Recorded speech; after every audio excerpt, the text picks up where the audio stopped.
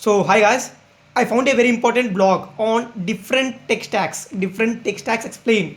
So you need to know if you are a web developer, if you are a full stack developer. So you need to know, or a normal student, that you are exploring all the stuff what you want to learn in the future about the tech or the development. So this article is very important to be seen for everyone. So I will give this article link in the description. Please check it out after this video.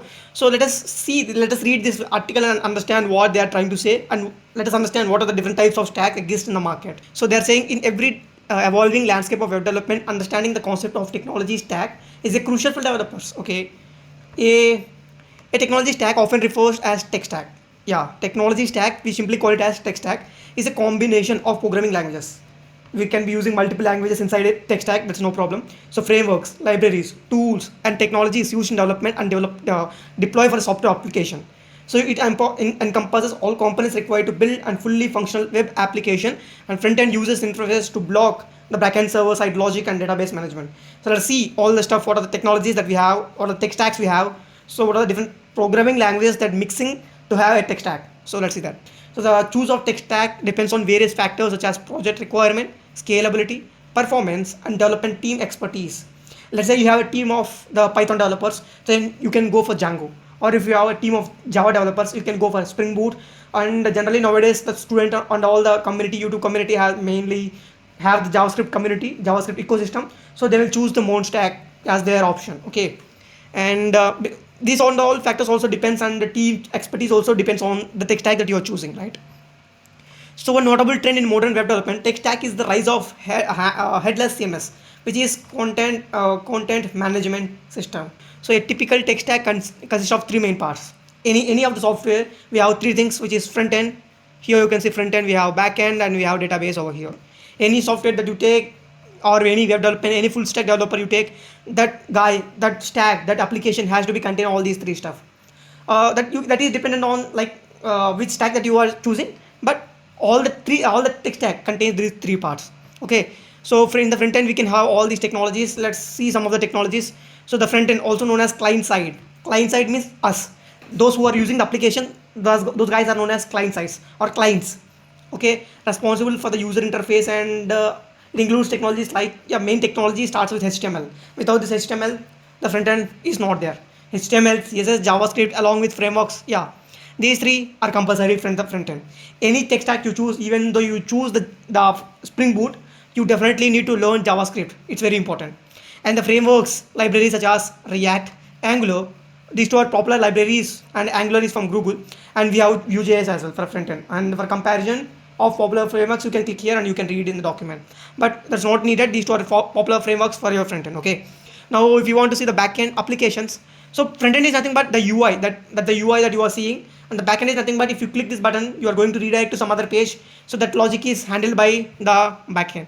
And not only that, let's say if I click this button, so you are seeing something. If you click here, you will go somewhere. So this and all logic can be obtained with the help of the backend. So for the applications like e-commerce application, banking application, their backend is very important. Okay, the database is directly connected with this backend. So the backend, which is separated. Okay, here with the help of the backend only, we separate whether it is a Django application, whether it is Spring Boot application, or whether it is a MERN Stack application. We basically decide with the help of this backend only, or we call it as server side also. Server means at the other side. Let's say KC, the website of this the website owner. So we call them as server side. They are server side, and we are clients. We are using their products, right? So where all the business logic, data processing, and communication with the database, I said communication with database, all this stuff happens in the backend. Okay, so popular backend technologies include, so we have the frameworks for Python, and the flexibility for forecasting, innovation. Like, okay, we will see this backend technologies in a while. Okay, so databases, the database stores, the name itself says it's a database. Okay, we are trying to store data in the database. And we have MySQL, Postgres. So MySQL is from Oracle, and Postgres is the open source thing. Anyone can use this, and MongoDB is NoSQL. So these two are SQL, which is we can store the data in the SQL table formats, and this is NoSQL, which is we can store the data in document types, and Oracle databases also we have. So the database depends on factors like data structuring, scalability, and performance requirements. So if you want the data in the tables, you can go for MySQL or Postgres. These two are store data in tables. If you want to use the database as like if you want to scale, you don't know what fields you have, so you can go, in that case you can go for MongoDB, that kind of thing.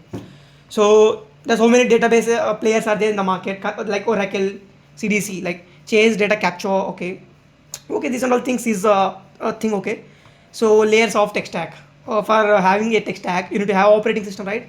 So you need to have a laptop that's necessary to run the code.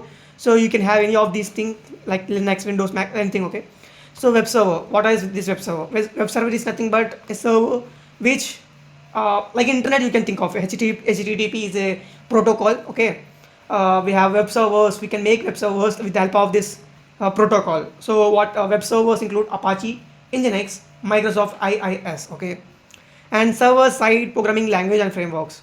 So the server-side programming language and framework used to build the backend logic.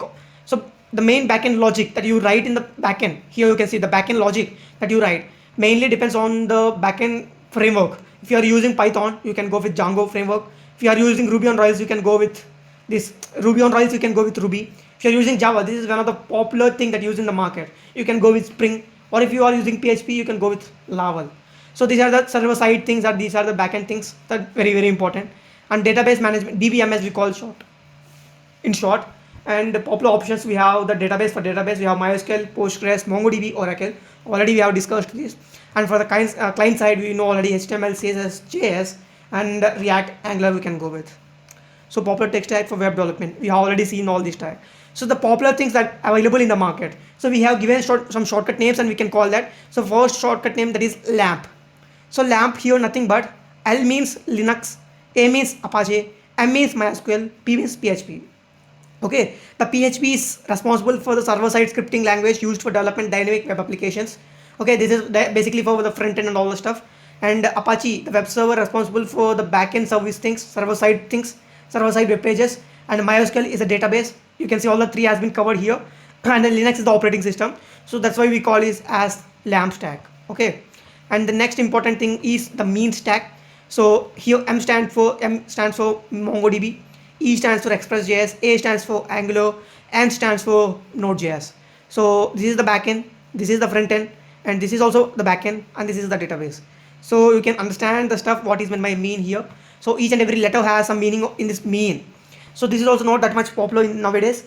So this is one of the popular, the MERN stack is one of the popular stack that we are using in general day-to-day life, or the JavaScript ecosystem very well in our YouTube community, all the stuff. So you can check for how much popularity we have for this MERN stack. So M here is nothing but MongoDB, which is a database. E is Express, which is the backend. E is React, a popular front-end framework, and N is Node.js, which is the backend framework here. So I'm not going to say much more about this. You can Google it, and you can ChatGPT it. You can get all the more information about this. And I can say this is one of the most important famous frameworks for JavaScript in this today's world. So JAM, which is JavaScript, A stands for API, M stands for markup, and other notable tech stacks we have Ruby on Rails, .NET framework we have from the Microsoft, Django, which is also very important for the Python framework, Spring Boot. The backend is like we have the front end, our which we can use React, Angular, we can use anything for the front end, and the backend we use as Java, and that is known as Spring Boot, right? Spring or Spring Boot we call it as. And for the mobile applications we use the Flutter, which is for the mobile, like for both. So benefits of using tech stack: improve efficiency, code reusability, community support, scalability. So JavaScript has much more community support. If you have any doubt, you have much more blog post you can read over that, and you can have many tutorials you can see in that Google, YouTube. So you have community support to build your popular websites. Choosing a right stack is very important. Factors to consider when selecting a tech stack. So these are the things that you need to keep in mind while choosing a tech stack. Project requirements. So what you are aiming for? Is it a website for adults, children, or it is a website which solves a particular issue, or it's a website, e-commerce website? Like according to your requirement, you need to for the scope, complexity, all this stuff. You need project requirements. You need to choose your thing, tech stack. So team expertise, scalability, time to market, maintenance and support, all this stuff you need to keep in your mind while choosing the tech stack. So process of implementing a tech stack, we have planning, environment setup, development and deployment, maintenance, all this stuff you need to keep in your mind. So yeah, I hope you understood benefits of headless simmer. All this stuff is nothing important. So I hope you understood what is the main important stuff for this. So